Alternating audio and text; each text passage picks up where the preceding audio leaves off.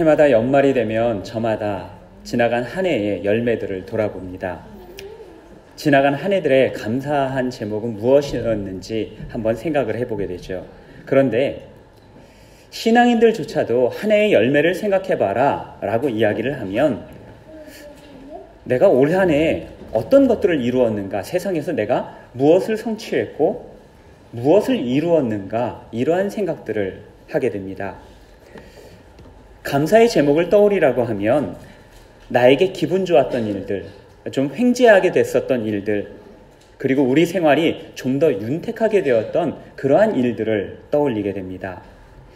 맞습니다. 그런 것들도 다 감사의 제목들이죠. 그러나 우리가 그러한 감사 제목에 머물러 있다고 한다면 우리는 세속적인 그리스도인에서 벗어날 수가 없을 것입니다. 예수님의 수많은 기적들 중에서 사복음서에 모두 기록되어 있는 기적이 단 한 가지가 있습니다. 어떤 기적입니까? 오병이어의 기적. 물고기 2마리와 떡 5덩어리로 5,000명을 먹이신 이 사건은 4개의 복음서에 모두 기록이 되어 있습니다. 그런데 유독 요한복음에서만 이 오병이어의 기적을 좀 더 확장해서 우리에게 설명해 주고 있습니다. 예수님께서 벳세다 광야에서 5,000명의 사람들, 실제로는 2만 명이 넘었다고 하죠. 많은 사람들을 먹이셨습니다. 그리고는 밤에 갈릴리 호수 위를 걸으셔서 건너편 가버나움으로 가셨습니다. 여기까지는 마태복음이나 마가복음도 동일하게 기록하고 있습니다. 그런데 요한복음에서는 그 이후에 이어지는 사건을 우리에게 설명해 주고 있습니다. 예수님께서 가버나움에 도착했는데 많은 사람들이 예수님이 어디 가셨나 찾다가 가버나움까지 쫓아온 것입니다. 예수님을 따라가 다니기 위해서, 또 예수님하고 함께하기 위해서. 사실 예수님께서 공생의 기간에 많은 사람들을 몰고 다니기는 하셨지만 실제로 그때그때 모이는 그런 사람들 뿐이었지 헌신된 제자들이 되는 것은 사실 예수님 사역에서 약간의 시간이 지난 다음에 벌어지는 일이었습니다. 이 요한복음 10장에 기록되는 이 오병이어의 사건을 보게 되면 예수님께서 이 사건 이후에 사람들이 이렇게 많이 예수님을 따라다닌 일이 그 전에는 없었을 정도로 예수님 사역에 있어서는 굉장히 획기적인 전환점이라고도 할 수 있습니다. 그런데 예수님께서는 이렇게 사람들이 많이 모이고 예수님을 따라다니면 이제는 예수님께서 내가 그래 본격적인 메시아로서의 사역을 하겠다라고 선포하시면서 뭔가 하실 것 같은데 예수님께서는 그 모인 무리들에게 찬물을 확 끼얹으셨습니다. 요한복음 10장 28절 말씀입니다. 예수께서 대답하여 이르시되 내가 진실로 진실로 너희에게 이르노니 너희가 나를 찾은 것은 표적을 본 까닭이 아니요 떡을 먹고 배부른 까닭이라. 많은 사람들이 예수님을 찾았지만 이들은 진실로 예수님을 찾은 것이 아니었습니다. 그러면 이들은 왜 예수님을 찾아왔습니까? 떡맛을 보았기 때문입니다. 예수님을 따라다니다 보면 떡고물이 떨어질 것을 기대했기 때문에 예수님을 찾아왔다라는 이야기입니다. 이들에게 은혜란 떡맛을 보는 것이고 떡고물을 얻어먹는 것이었습니다. 안타까운 마음으로 예수님께서는 내가 너희에게 주는 것은 이러한 떡이 아니라 내 생명을 너희에게 주겠다. 내가 생명의 떡이니 나를 먹어야 된다. 예수님께서 말씀을 하셨습니다. 참된 은혜의 말씀을 선포하셨는데 그러나 사람들은 그 예수님의 말씀을 들은 다음에 이 예수님의 말씀이 너무 어렵다라고 하면서 예수님을 떠나기 시작하였습니다. 사람들이 참된 은혜를 찾기보다는 눈에 보이는 은혜, 세속적인 은혜를 더 좋아한다는 것을 보여주는 단적인 사건이었습니다. 제가 한국에서 목회할 때 교회에서 가장 많이 듣던 말 중에 하나가 은혜 받았습니다 라고 하는 말이었습니다.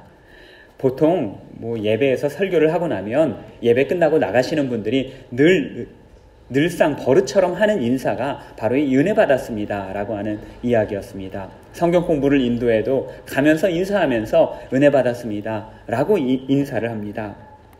사실 이 표현을 두고 이러쿵저러쿵 이게 맞네 틀리네 이야기하시는 분들이 계시지만 사실은 이 말 자체로는 너무나도 좋은 표현입니다. 예배와 말씀 나눔을 통하여 은혜를 받았다는데, 하나님의 은혜가 넘쳤다고 하는데 이보다 더 좋은 일이 어디 있겠습니까? 예배의 이상적인 목표가 아니겠습니까? 그러나 과연 그것이 어떠한 은혜였는가 라고 다시 한번 질문을 해본다면 우리는 좀 더 여기에 다른 생각들을 해볼 수가 있습니다. 사람들은 언제 은혜 받았습니다 라고 이야기를 합니까? 말씀이 우리의 심령을 찔러 쪼개고 우리의 잘못한 부분들을 다 지적해서 그것들을 도려내고자 할 때, 정말 은혜 받았습니다, 이제야 내가 그리스도인다운 삶을 살 수 있겠군요, 그렇게 말하면서 은혜 받았다고 이야기를 합니까? 그렇지만은 않죠. 언제 은혜 받았다고 더 이야기를 하게 됩니까? 강사나 설교자가 내가 생각한 것과 똑같은 이야기를 할 때, 저 생각, 내 생각하고 맞네 라고 생각할 때 우리는 은혜 받았다라고 이야기를 합니다.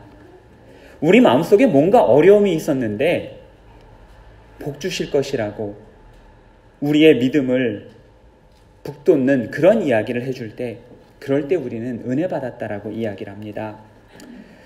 이런 모든 것들도 참 감사한 일이고 좋은 일입니다. 그러나 은혜라고 하는 것, 우리가 은혜라고 표현하는 것은 굳이 C.S. 루이스의 말을 언급하지 않아도 기독교 신앙의 핵심이 바로 이 은혜라고 하는 것입니다. 예수 그리스도의 십자가와 그분의 부활, 이것이 바로 우리가 은혜라고 말하는 것의 실체입니다. 여러분들은 이 은혜를 받고 살아가고 계십니까? 이 은혜는 우리가 우리의 삶을 통해서 날마다 누리며 맺어가야 할 열매입니다. 여러분들은 지난 한 해 동안에 예수 그리스도의 십자가 앞에 조금 더 가까이 나가기 위해서 노력하셨습니까? 예수 그리스도의 부활을 증거하는 열매, 이 열매들을 맺기 위해서 여러분들은 노력해 오셨습니까? 혹은 세속적인 열매의 유혹에 빠지지는 않으셨습니까? 오늘 본문은 지난주에 이어지는 바울의 복음 선포입니다. 그 중에서도 핵심에 해당하는 예수 그리스도의 십자가와 그리고 부활을 전하는 것이 오늘 본문의 내용입니다. 29절과 30절의 말씀입니다. 성경에 그를 가리켜 기록한 말씀을 다 응하게 한 것이라. 후에 나무에서 내려다가 무덤에 두었으나 하나님이 죽은 자 가운데서 그를 살리신지라. 어찌 보면 이 말씀은 오늘 이 자리에 계신 분들에게 굳이 언급할 필요가 없는 말씀일지도 모르겠습니다. 왜냐하면 이 자리에 계신 분들은 그래도 예수 그리스도의 십자가와 부활에 대해서 대부분 믿으시거나 혹은 최소한 들어보신 분들이 이 자리에 앉아 계시기 때문입니다. 바울이 이 부활에 대해서 가장 자세하게 말씀을 나누는 곳이 고린도전서 15장 말씀입니다. 일명 이 고린도전서 15장을 일명 부활장이라고도 부릅니다. 여기서 바울은 예수 그리스도의 부활이 우리 그리스도인의 삶에 얼마나 중요한지, 또한 이 부활로 말미암아 우리가 얼마나 담대한 삶을 살아갈 수 있는지 여러 가지로 우리에게 증거하고 논증을 하였습니다. 그 중에서도 고린도전서 15장 19절이 가장 도전이 되는 그러한 말씀입니다. 만일 그리스도 안에서 우리가 바라는 것이 다만 이 세상 삶뿐이면 모든 사람 가운데 우리가 더욱 불쌍한 자이러라. 우리가 바라는 것이 이 세상뿐이면 우리가 가장 불쌍한 사람이다 라고 하는 말씀이었습니다. 그렇다면 이 말씀은 우리가 불쌍한 자라는 이야기입니까? 그렇지 않다라는 이야기입니까? 무슨 말인지 이해를 못하셨어요? 바울이 이러면 우리가 가장 불쌍한 자이러라 라고 했는데, 바울의 말에 따르면 저와 여러분이 가장 불쌍한 자라는 이야기입니까? 그렇지 않다라는 이야기입니까? 불쌍하지 않다라는 이야기죠. 왜요? 우리가 하나님 나라를 바라면서 살기 때문에, 우리가 부활을 믿기 때문에 우리는 불쌍한 사람이 아니다 라고 하는 그러한 이야기입니다. 그런데 반대로 한번 생각을 해보겠습니다. 그렇다면 부활을 믿지 않는 세속적인 사람들이, 세상 사람들이 우리를 바라보면 우리가 불쌍해 보인다는 것입니까? 아니면 그렇지 않다라는 것입니까? 예, 불쌍해 보인다라는 거죠. 우리는 불쌍한 사람들이 아닌데 세상 사람들이 우리를 볼 때는 우리가 불쌍해 보인다라고 하는 것이 바울이 오늘 우리들에게 전해주는 말씀입니다. 부활을 믿고 산다라는 것은 세상에서 불쌍해지는 삶을 살아가는 것입니다. 신약 시대에 예수 그리스도의 부활을 믿고 살아간다는 것은 너무나도 많은 것을 포기해야만 하는 그러한 삶이었기 때문입니다. 이 유대교, 기독교가 유대교에서 나왔다라고 하는데 이 유대교는 역사 종교이기 때문에 우리의 일상적인 삶, 세속적인 삶에서의 성공과 그 안에서의 성취를 하나님의 응답으로 생각을 했습니다. 이 사람들은 세속적으로 잘 되는 것을 추구해 왔어요. 그런데 그리스도인들은 어땠습니까? 돈과 재물을 포기하는 삶을 살았습니다. 그리스도인이 되면서 유대교를 버리다 보니 가까운 사람들과 친인척과의 관계들이 모두 끊어져 버렸습니다. 십자가와 부활의 복음을 전한다고 그들은 시간을 포기했습니다. 그리고 어떤 사람들은 끝내는 자신들의 목숨을 포기하고 살기도 하였습니다. 왜 그런 것입니까? 왜 그들은 그토록 많은 것들을 포기하면서 살았습니까? 십자가와 부활의 은혜가 너무나도 컸기 때문입니다. 그 큰 은혜를 받았기 때문에 그들은 그 어떤 것을 포기하더라도 조금도 아깝지가 않았었던 것입니다. 그러나 오늘날 신앙인들을 보면 부활을 믿지만 현세의 복도 동시에 추구하고 있지는 않습니까? 세속적으로 성공하는 것, 좋은 직장, 넓은 집, 좋은 차, 현세의 복을 누리는 것, 이런 것들이 우리의 1차적인 감사의 제목이 되고 있지는 않으십니까? 우리가 삶의 여러 가지 작은 것들로부터도 감사드리는 것은 참으로 중요한 것입니다. 그러나 기독교의 감사가 언제부터 이러한 현세적인 복에 머물러 있었습니까? 바울은 부활을 믿는 우리가 가장 불쌍한 자들이라고, 불쌍한 자처럼 보인다라고 이야기를 하였습니다. 하지만 오늘날 우리는 별로 불쌍하지 않습니다. 포기한 것도 별로 없습니다. 그렇다면 우리는 과연 진정으로 부활을 믿고 살아가는 사람들입니까? 여러분들은 여러분들의 삶에서 지금 무엇을 드리고 계십니까? 지난 한 해 동안 여러분들은 부활의 삶을 살기 위해서, 십자가와 부활에 좀 더 가까이 다가가기 위해서, 또한 우리의 공동체를 위해서, 하나님의 나라를 위해서 여러분들은 무엇을 포기하셨습니까? 오늘 본문은 유대교 회당에서 이루어진 복음 선포였습니다. 이 유대인들에게 바울은 하나님을 경외하는 사람들이라고 몇 번씩 연거푸어서 불렀습니다.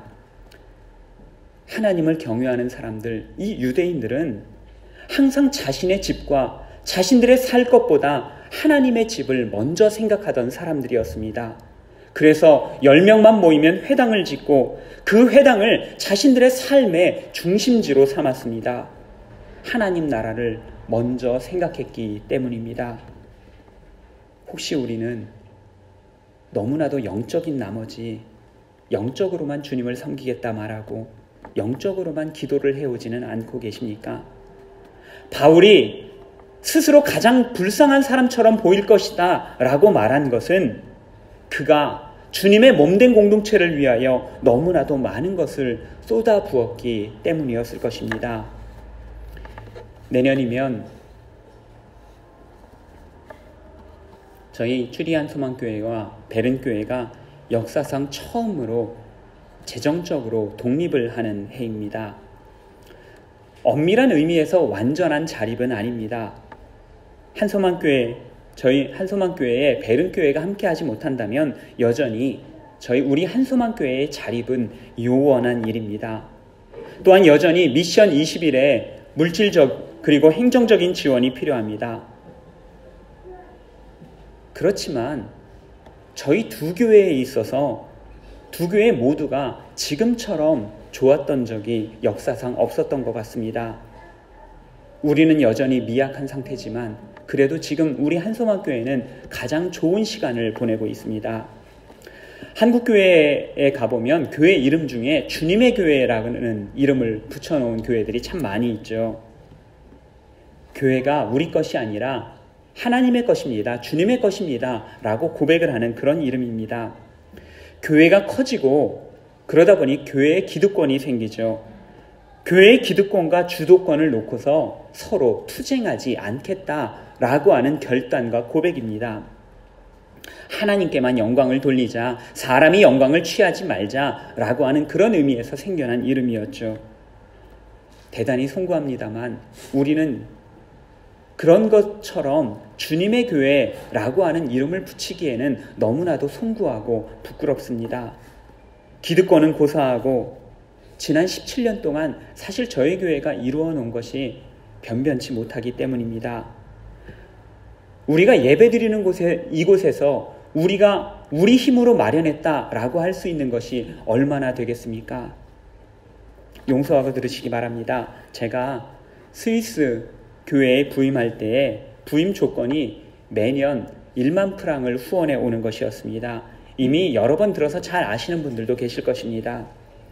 제가 스위스 교회에 지원할 때 그 정도는 내가 할 수 있겠다 싶어서 지원을 했었는데, 그런데 부임하던 순간부터 분담금이 늘어나기 시작하더니 1년이 지나면서 연간 분담금을 2만 5천 프랑을 부담해야 된다라고 이야기를 하였습니다. 갑자기 후원교회가 나타나는 것도 아니고 한동안 그것 때문에 힘든 시간을 보내야만 했습니다.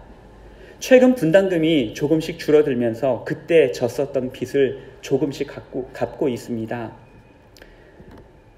만 2년이 지나니까 교회에서 저를 한국에 보내주셨는데 선교 후원을 잘 받아오면 좋겠다라고 하는 그런 의미에서였습니다.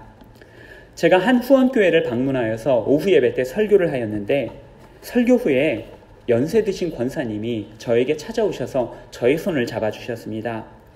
본인도 우리 교회를 위해서 후원을 하고 있다라고 하는 그런 내용이었습니다.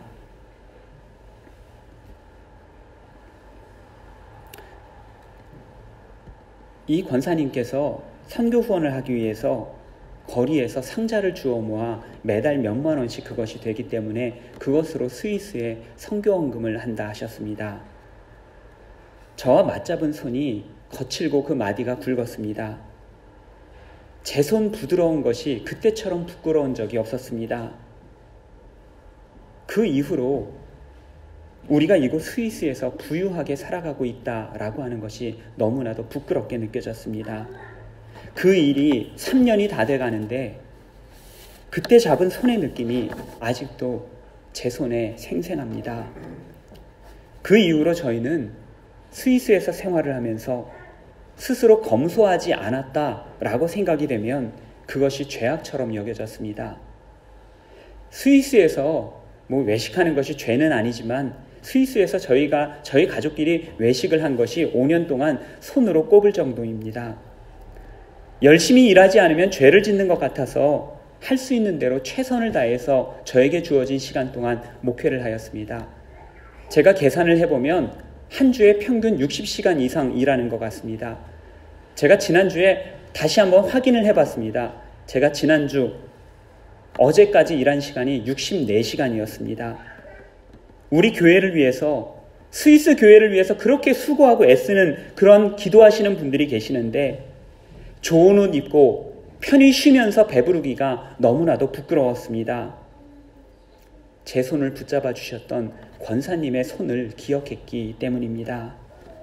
그렇게 가난한 분들의 수고와 헌신으로 저희 교회가 유지될 수 있었습니다.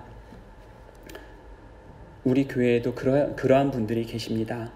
누릴 것, 먹을 것, 입을 것 포기하고 주님의 교회를 위하여 헌신해 오신 분들이 계십니다. 스위스에서 산다고 하면 다들 화려하고 멋진 삶을 살 거라고 한국에서 생각하시는 분들이 계십니다.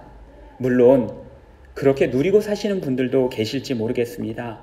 그러나 모두 그런 것은 아니죠.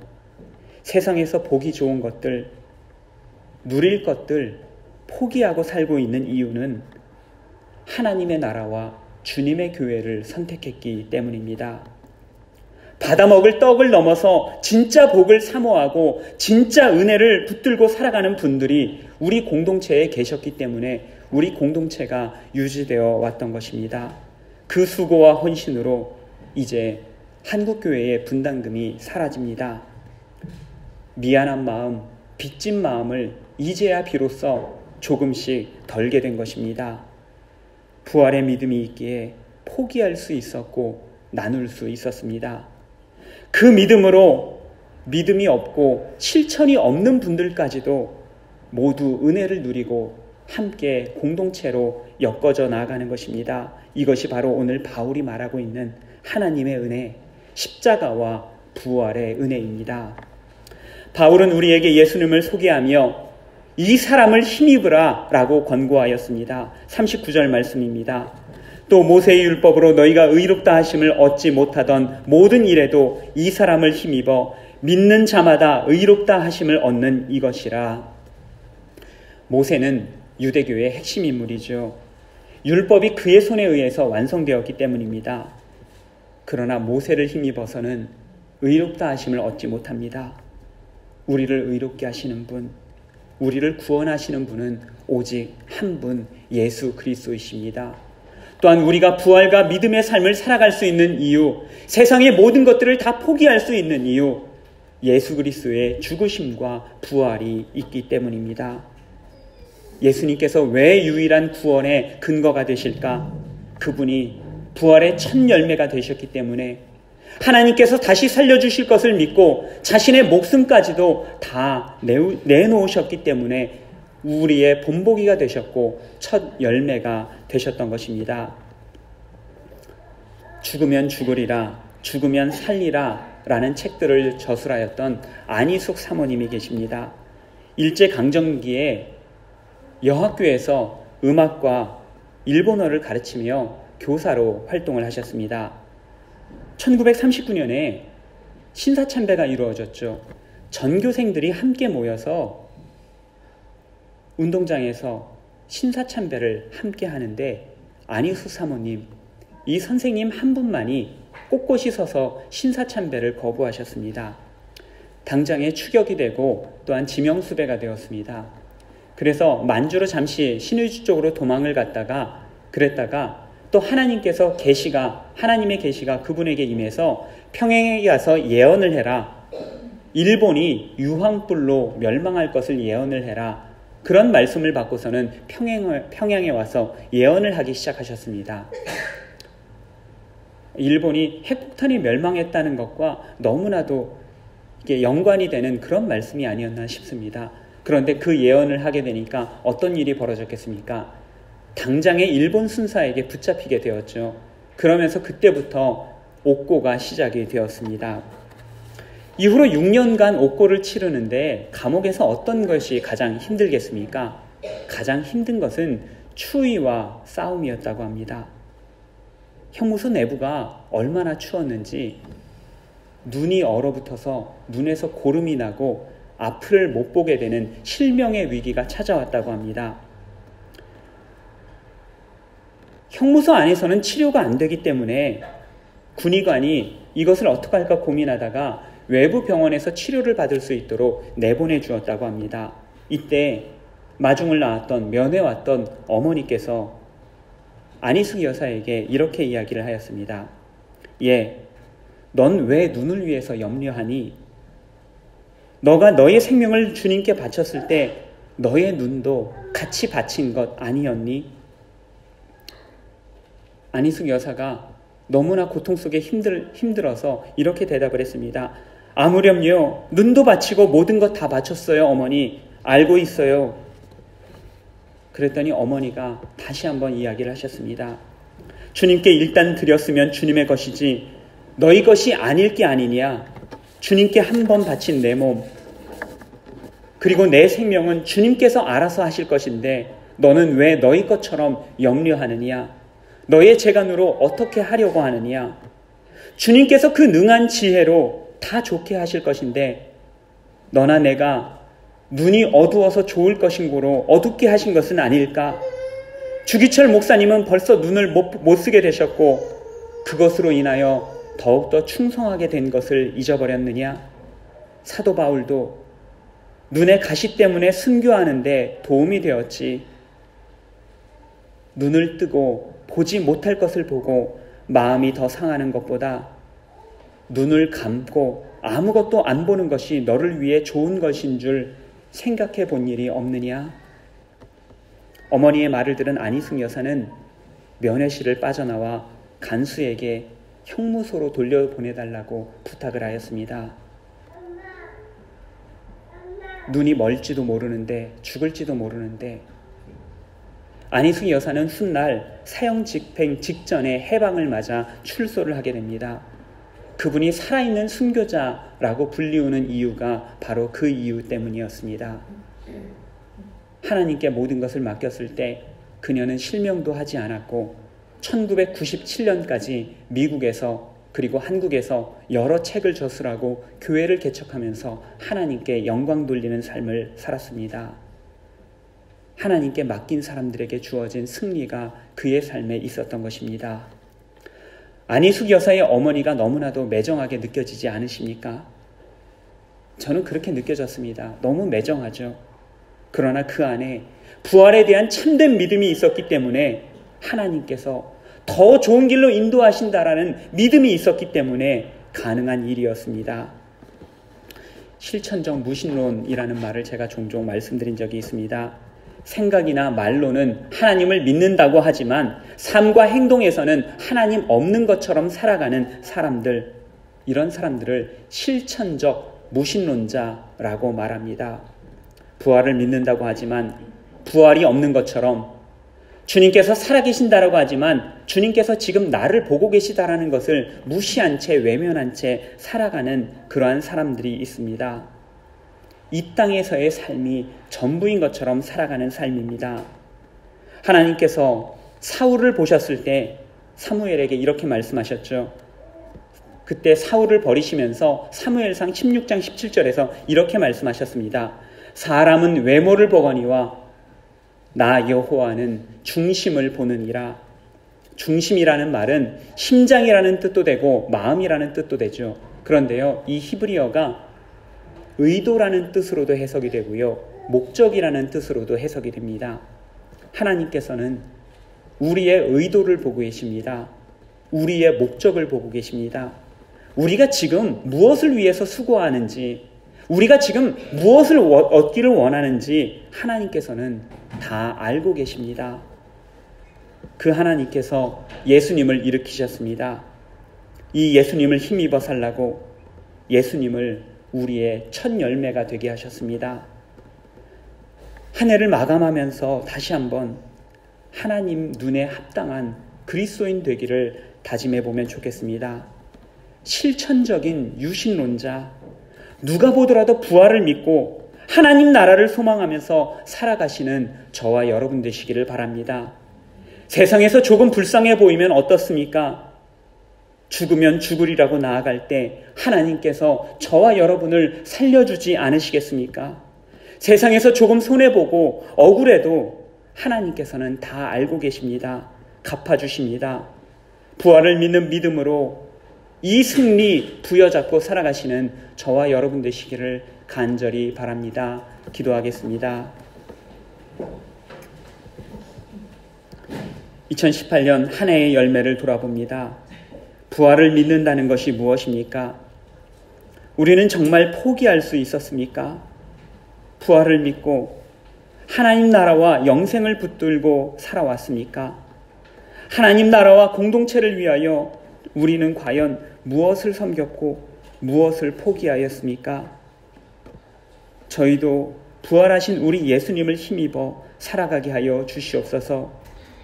세상에서 조금 불쌍해 보여도, 포기하는 것이 있어도 살려주시는 은혜, 살게 하시고 은혜 누리게 하시는 예수님과 늘 동행하는 저희의 삶, 2018년, 2019년에 저희의 삶이 되도록 성령님 저희를 인도하여 주시옵소서.